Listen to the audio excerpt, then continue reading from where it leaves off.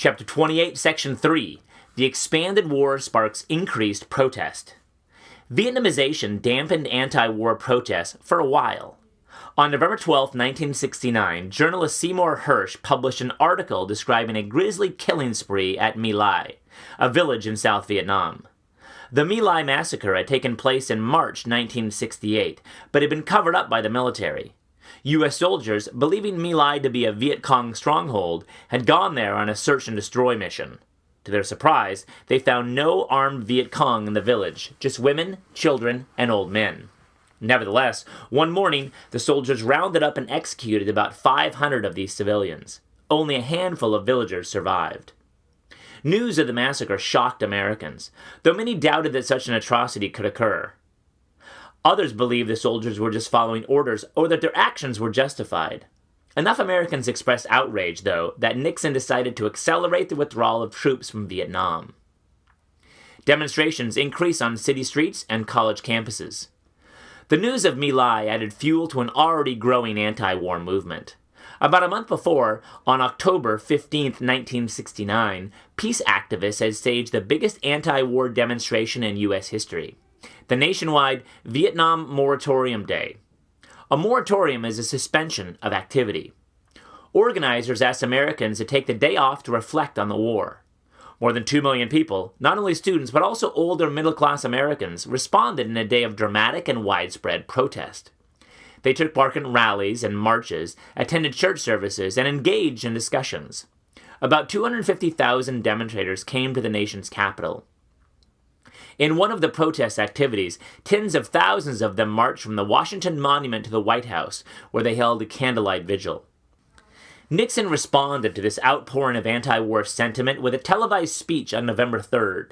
He reminded viewers of his Vietnamization policy and his plan for withdrawing U.S. troops.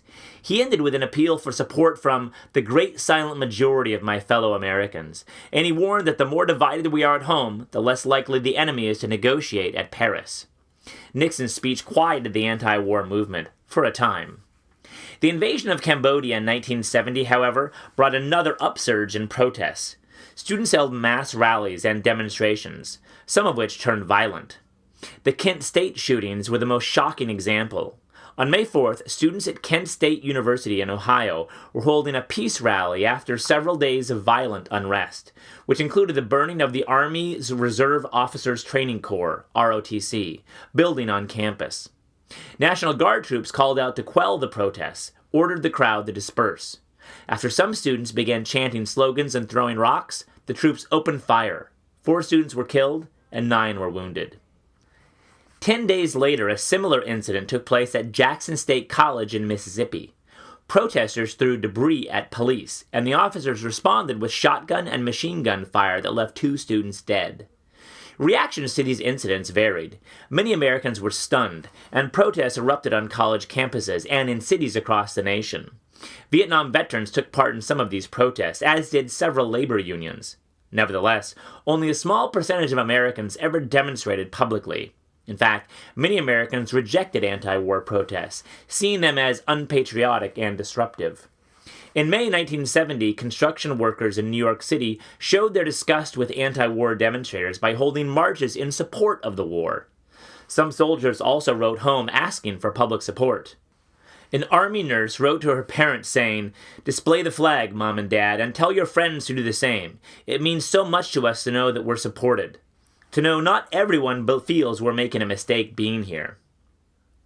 The Pentagon Papers raised new questions about the war. Nixon soon had another problem to contend with. In 1971, a former Department of Defense official, Daniel Ellsberg, leaked a top-secret study known as the Pentagon Papers to the New York Times. This study revealed how previous administrations had deceived Congress and the public about Vietnam. Nixon feared that release of this document might lead to questions about his own policies and the secret actions he was taking in Vietnam. Government lawyers won a temporary restraining order to stop further publication of the Pentagon Papers. Their appeal for a permanent injunction went to the Supreme Court. On June 30th, 1971, in the case New York Times Company versus United States, the court ruled 6-3 against the government and in favor of free speech. In their opinion, the government had not proved the need for prior restraint, the prevention of speech or expression before publication. Congress responds to widening war. After the invasion of Cambodia, anti-war members of Congress intensified their efforts. By the end of 1970, they had repealed the Gulf of Tonkin Resolution, which had allowed Johnson and Nixon to escalate the conflict without a formal declaration of war. In February 1971, Congress passed legislation forbidding U.S. troops from operating outside the borders of South Vietnam. 2 years later, when Congress learned that Nixon had secretly bombed Cambodia without congressional approval, it passed the War Powers Resolution. This law placed strict limits on the president's power to use the armed forces in hostilities without congressional authorization. By then, support in Congress for the war had greatly declined.